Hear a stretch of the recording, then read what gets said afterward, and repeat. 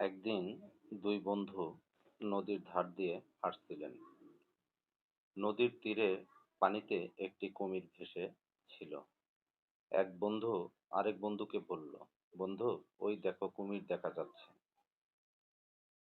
তখন আরেক বন্ধু বলল, আরে না, ওটি কুমির নয়, ওটি একটি কাঠের টুকরো।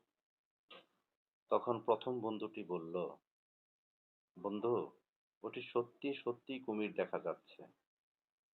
সে একটি ইটের টুকরো দিয়ে কুমিরটিকে আঘাত করল। কুমির কোনো নড়াচড়া করল না।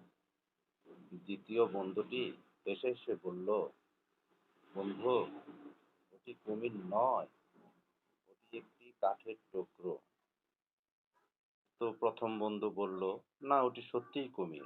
তোমার বিশ্বাস হচ্ছে না? আমি কুমিরের পিঠের উপর গিয়ে দাঁড়াবো, দেখবে ওটি কুমির। যেই কথা সেই কাজ। সে কুমিরের পিঠের উপর গিয়ে দাঁড়ালো, আর কুমিরটি তাকে খেয়ে ফেলল। এই গল্পের মূল শিক্ষা হলো, কারোর ভুল ধারণা ধরাতে গিয়ে নিজের জীবনের ঝুঁকি নেওয়াটা উচিত নয়।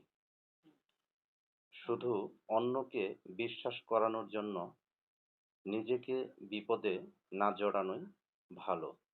ধন্যবাদ সবাইকে। ভালো থাকবেন। আল্লাহ হাফেজ।